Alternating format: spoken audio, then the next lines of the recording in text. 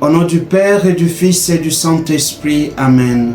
Que la grâce et la paix de notre Seigneur Jésus-Christ soient avec vous. Chers frères et sœurs dans le Christ, bienvenue à notre méditation sur les textes bibliques de la liturgie du mercredi de la première semaine de Carême. C'est le Père Michel Manga SVD, missionnaire du Verbe divin.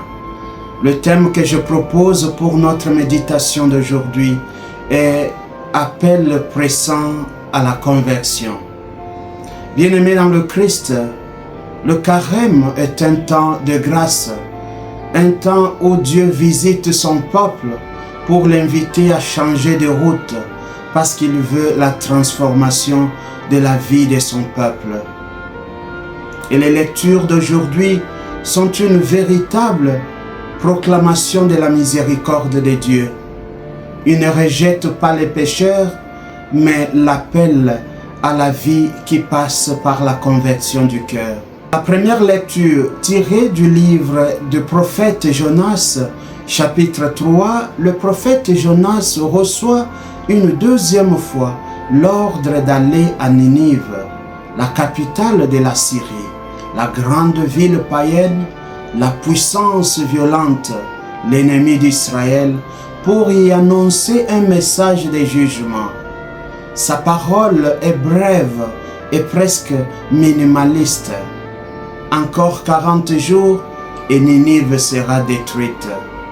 Ce minimalisme met en exergue la puissance de la parole et non l'éloquence du prophète. Cette parole simple, directe, humaine, agit avec puissance. Du roi jusqu'au plus petit, tous se convertissent. Ils jeûnent, revêtent le sac, changent de conduite. Le texte souligne une chose essentielle. Dieu vit leur œuvre, qu'ils revenaient de leur conduite mauvaise, alors Dieu se repentit du mal qu'il avait voulu faire. Dieu se réjouit du repentir, qui fait que sa justice devienne miséricorde qui inaugure le temps de la restauration. Chers frères et sœurs dans le Christ, Ninive, c'est parfois notre propre cœur, un lieu où le mal s'est installé, la rancœur, la méchanceté, les pensées mauvaises envers les autres, la dictature, l'imposition pressante. Ainsi, le Carême nous invite-t-il à écouter cette parole de Jonas. Encore 40 jours. Et nous avons 40 jours, ce temps de Carême qui nous accorde l'opportunité de changer nos cœurs. Un appel urgent à changer. Dieu ne cherche pas à condamner, mais à sauver. Il attend notre oui, même tardif. Dans l'Évangile, Jésus reproche à ses auditeurs d'avoir un cœur incrédule. Il demande des signes spectaculaires. Mais Jésus leur dit, cette génération est une génération mauvaise. Elle cherche un signe, mais il ne lui sera donné que le signe de Jonas. Quel est donc ce signe de Jonas? Jonas, dans la baleine, symbolise la mort et la résurrection du Christ. Mais aussi, Jonas est le prophète qui appelle à la conversion. Et Ninive a cru. Les gens de Ninive, païens, étrangers, se sont convertis à la simple parole du prophète.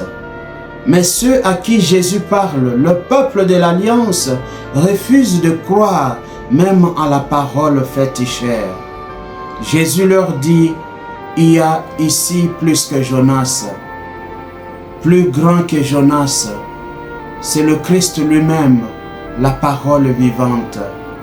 Jésus dénonce le cœur fermé qui cherche des miracles, mais refuse la conversion. Le vrai signe, c'est le Christ crucifié et ressuscité. La vraie réponse, c'est le repentir, c'est la conversion le retour vers la vie de Dieu, qui est la foi, la charité et l'espérance. Chers frères et sœurs dans le Christ, Ninive s'est convertie. Et moi, ai-je laissé Dieu parler à mon cœur? Comme dit les psaumes 95, aujourd'hui, si vous entendez sa parole, n'endurcissez pas votre cœur.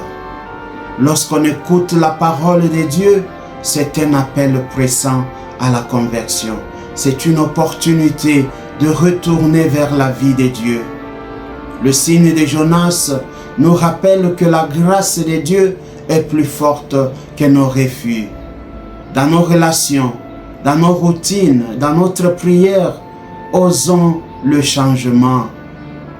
Celui du pardon, de la confiance et de la simplicité du cœur dans le service. Le Christ ne nous demande pas des exploits, mais un cœur disponible à la lumière de sa parole. Toute la liturgie d'aujourd'hui, bien-aimés, nous conduit au cœur du carême. Laissez Dieu faire renaître en nous le cœur pur et croyant, capable d'aimer, d'échanger et d'espérer. Prions le Seigneur. Dieu notre Père, tu vois nos cœurs souvent endurcis, pleins de distractions et de résistances. Par ta parole, viens réveiller en nous le désir de toi. Comme les habitants de Ninive, apprends-nous à écouter ta parole, à changer et à revenir. Seigneur Jésus, signe véritable du Père, fais de nos vies un témoignage vivant de ta miséricorde. Que ton esprit renouvelle en nous la joie d'être pardonnés, pour que nous puissions à notre tour être témoins de ton amour. Toi qui vis et règnes avec le Père et le Saint-Esprit pour les siècles des siècles. Amen. Que devant la lumière du Verbe et l'Esprit de grâce se dissipent les ténèbres du péché et la nuit de l'incroyance, et que l'amour de Jésus vive dans le cœur de tous les hommes. Amen.